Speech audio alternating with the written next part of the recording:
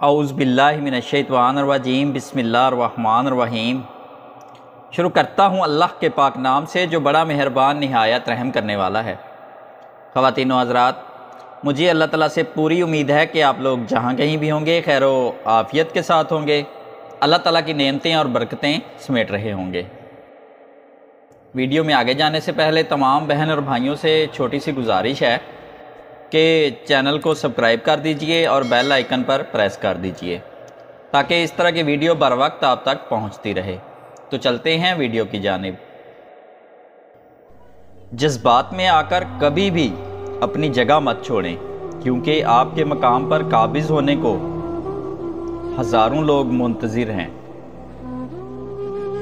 سکھ اور دکھ اپنی تقدیر سے ملتے ہیں، امیری اور غریبی سے اس کا کوئی لینا دینا نہیں۔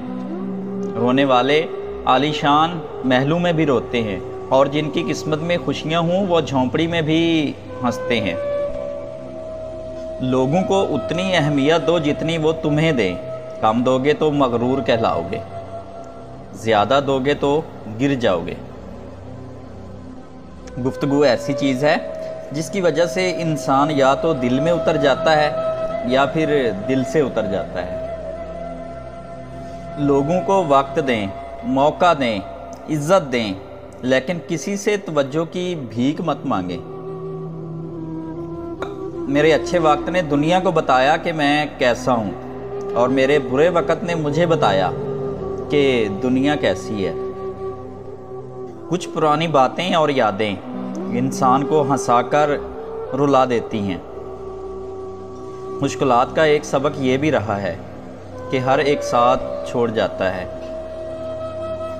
شکر ہے موت سب کو آتی ہے، ورنہ امیر تو اس بات کا بھی مذاق بنا لیتے کہ وہ غریب تھا اس لیے مر گیا۔